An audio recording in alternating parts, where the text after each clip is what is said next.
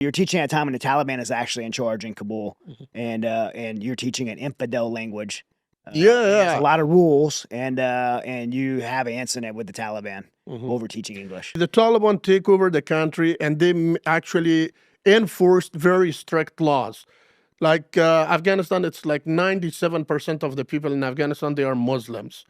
And they told them that you have to go to the mosque 5 times a day. So if you were to have a business, especially a front shop, to run your business, then every probably a few hours after, close your shop, walk to the mosque for 13, 14 minutes, pray, and then come back, open your business. One of the evening, as I am teaching English, we had a conversation class, and my students are actually really enjoying it. And they asked me, they told me, hey, teacher Aziz, why don't we just pull the curtains and we pretend that we are not even here?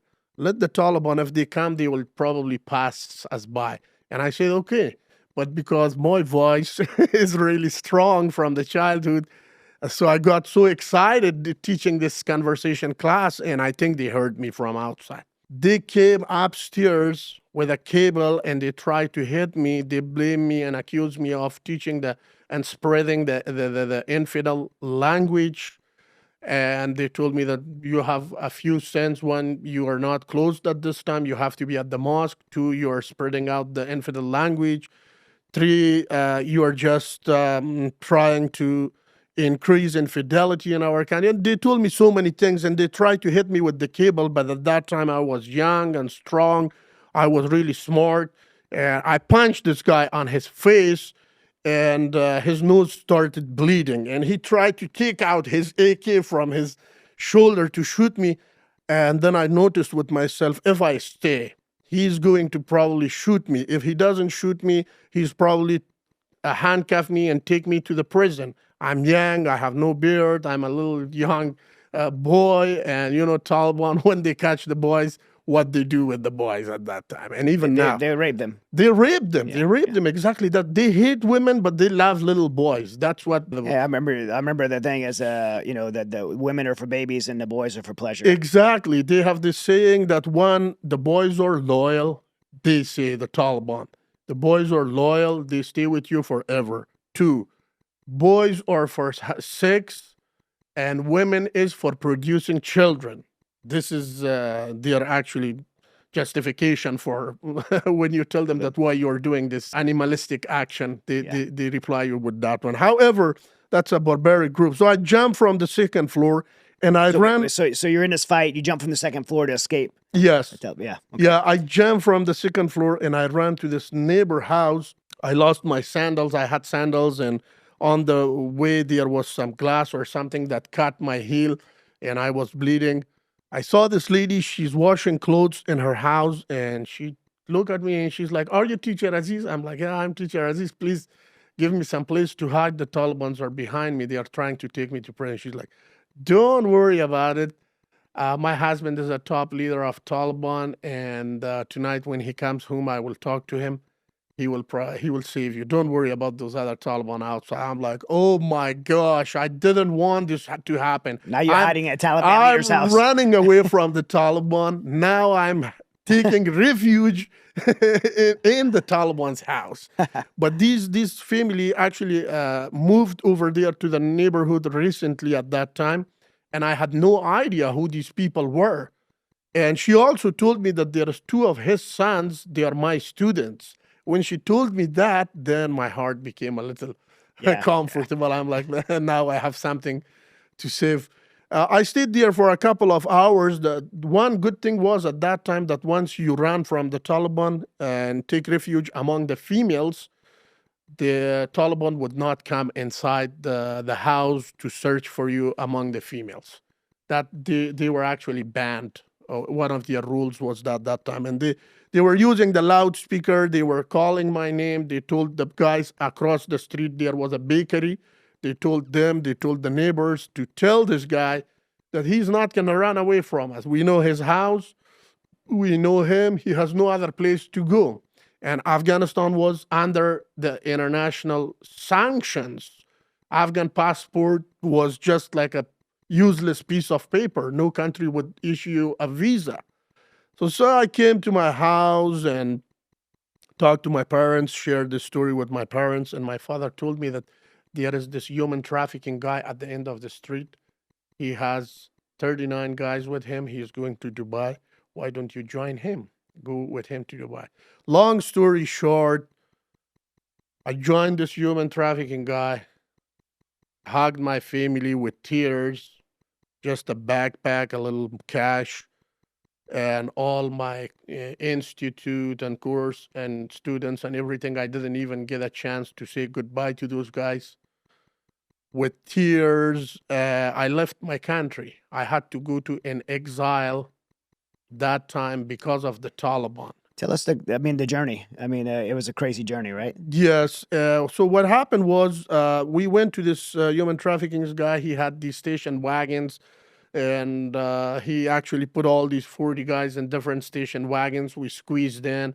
We drove from Kabul to Coast Province, and then from Coast Province we went to Miramshah, and then to Banu. We spent a few nights, a few days. On the way from Banu to Karachi, we got mugged in by the Pakistani police. They searched all our pockets, our shoes, even our private parts. They took all our cash, and they said very abusive words to us because we were there in their country without a visa and passport, and we couldn't even claim about what happened to us. We were afraid if we raise our voice, this will create another problem for us. Our plan was to just get to Dubai as soon as we can. And then from there, we spent a few nights and days in Karachi. From there, using the Balochistan area, very dangerous areas. We spent nights and days without food, without water. We had nothing to wash our clothes. And our money was all taken away by the Pakistani border police. So finally, we made it using these connections of the human trafficking guy. Finally, we made it to Iran. In Iran, they dropped us in a forest. It was a forest near the ocean, the Gulf waters. We spent nights and days. Now this from there, the human trafficking guy, he brought a phone so we can contact our families to send more money to the human trafficking guy so that we can spend it on the road. And these Baluch people from Iran during the day, they bring us food, water, sodas, all kinds of things that we need. We pay them money. At night, they use their AK-47s and they wrapped all their faces and their heads. They come and they torture us and they ask for money. Like every night, I would bury my money under the sand. That place was near the ocean. It was full of sand. So I had a little cash wrapped up in a plastic and I was burying it under the sand. Then I would sit on it. These Baluch people, they will slap on the faces. They're like, where is your money? Search our pockets. And when they don't find it, they would slap us. And then we would tell them that Pakistani police robbed us. They got all our money. We got no more money left on us. For God's sake, have mercy on us. But they were not merciful. And I could easily identify them from their eyes, that it's the same guys that during the day, they bring us food, water, and they sell it like for example, if a bottle of water is $10, he would sell it for $100 for us because we are being smuggled into to a different country. I mean, there was nobody to hear our voice. I mean, nothing was available based on the human rights or something like that. So finally, the human trafficking guy was capable of finding these small little boats, and he distributed all these guys into two boats.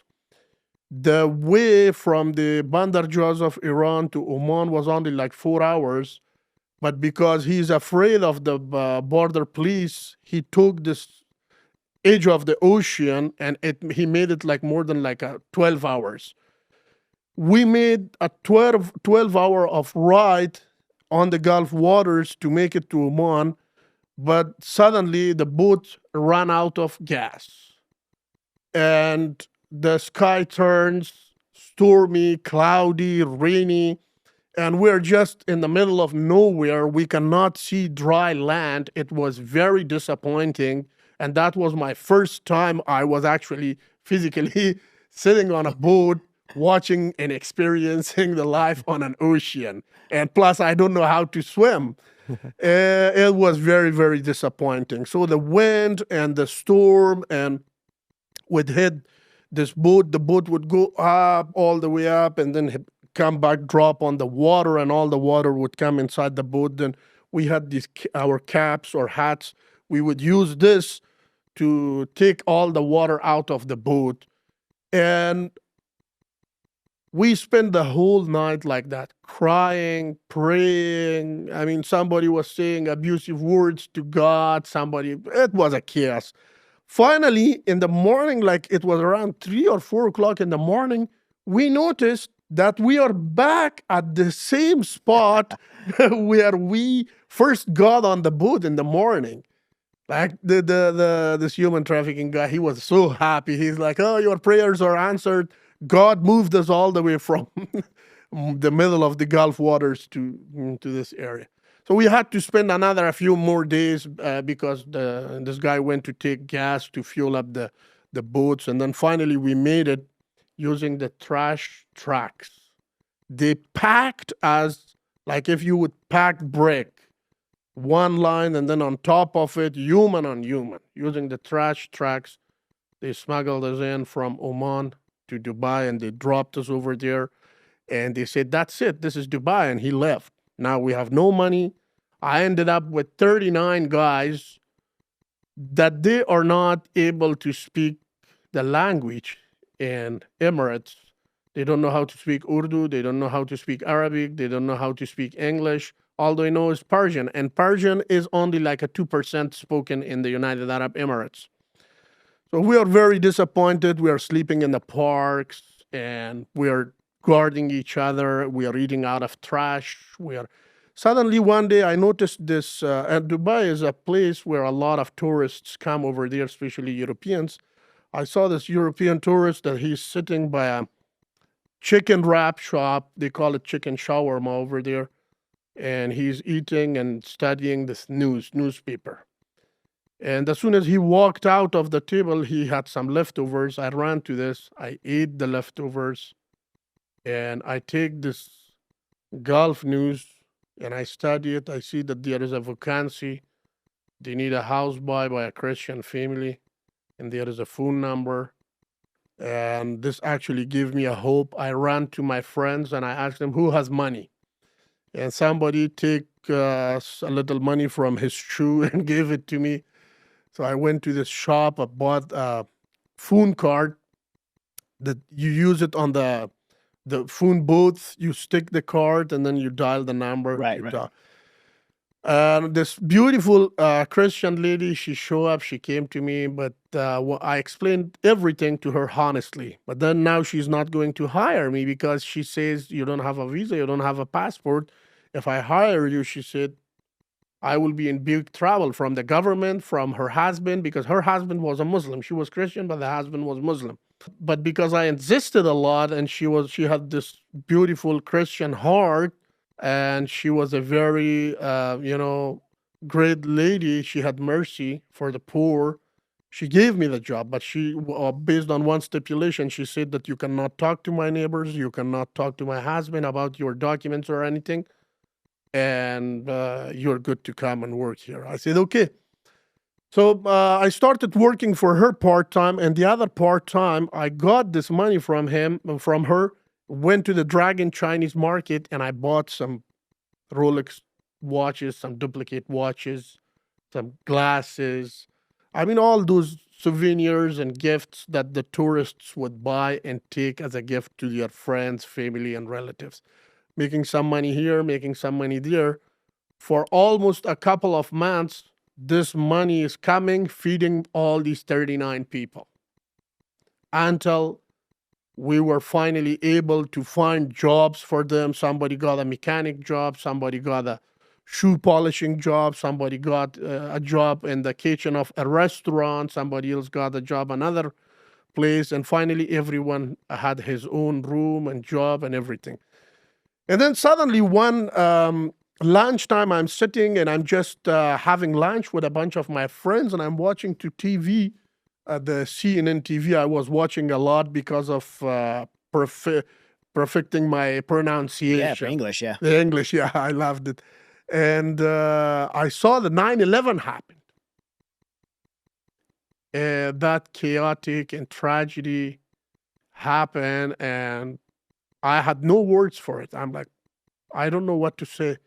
And then right after that night, I called my dad and we talked to each other. My dad told me that, Aziz, you learned that English for a reason. And that reason is in Afghanistan now. You have to come back to Afghanistan because now the Americans have landed in Afghanistan.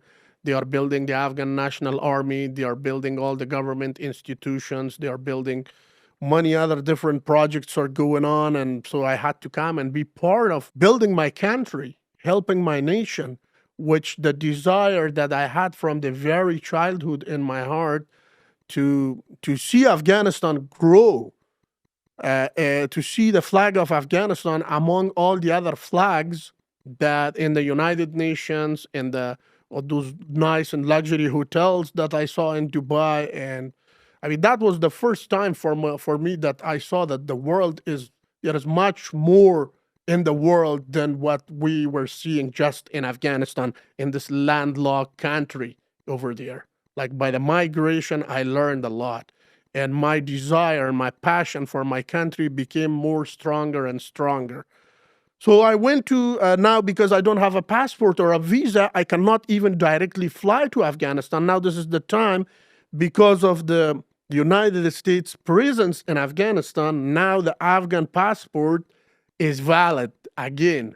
The neighboring countries, the Gulf countries, the Arabian countries, they are issuing visas for Afghanistan. They are allowing Afghan plane to take off and come land on their soil.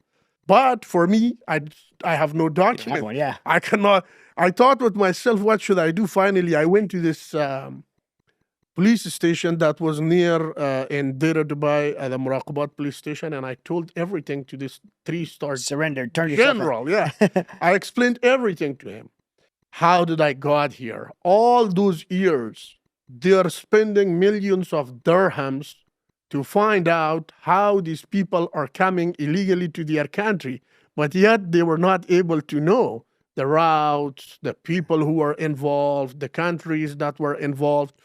And because now I want to turn to my home and I'm being really honest to this guy, I give them all this information for free. This to the general, right? To the general, yeah. And he was so happy. This general, he stood from his back of his table and he walked around his table. He came to me and he gave me a hug. He hugged me and he told me, Aziz, I really like you. I want to give you a job. You are so smart. We need you. This country needs you. I will hire you in the police academy. I will give you training. He said, I will give you a good salary. I will issue visa for your family. And at that time, I was only engaged. I was not married. I told him, sir, please send me back home. I need to see my family. I need to get married. Then I will get my passport and send it to you. You can send me the visa, then I will come. He's like, are you coming for sure? Everything happened through a handshake. I'm like, yeah, I'm coming back, but let me go first home. And he made all the documents and everything for me, outpass from the Afghan embassy. And I was put on the plane and sent home. When I landed in Kabul, because now Kabul, everything is new, all these people, these customs people, they robbed me. Bakshish. Bakshish is a big thing. The tax or the bakshish is the bribery money. Exactly, because the government institutions were all, it was a big failure because of all those civil wars and everything. Nothing was in its place. Now I have these 2 bags full of glasses, Rolex watches, binoculars, all kinds of souvenirs. And they thought that I brought this for benefit. I'm like, no, this is not for benefit. This is my money. I bought it. I was selling it. But now, because they deported me to my country, I have to bring it. But all these customs guys, they stole everything from those 2 bags. They didn't even leave me a Rolex watch so that I can give to my dad or my father-in-law at least. Those cruel people. So I had to walk out from the airport. I came, found my family, and got married. And then I went straightly and directly to the Kabul Military Training Center.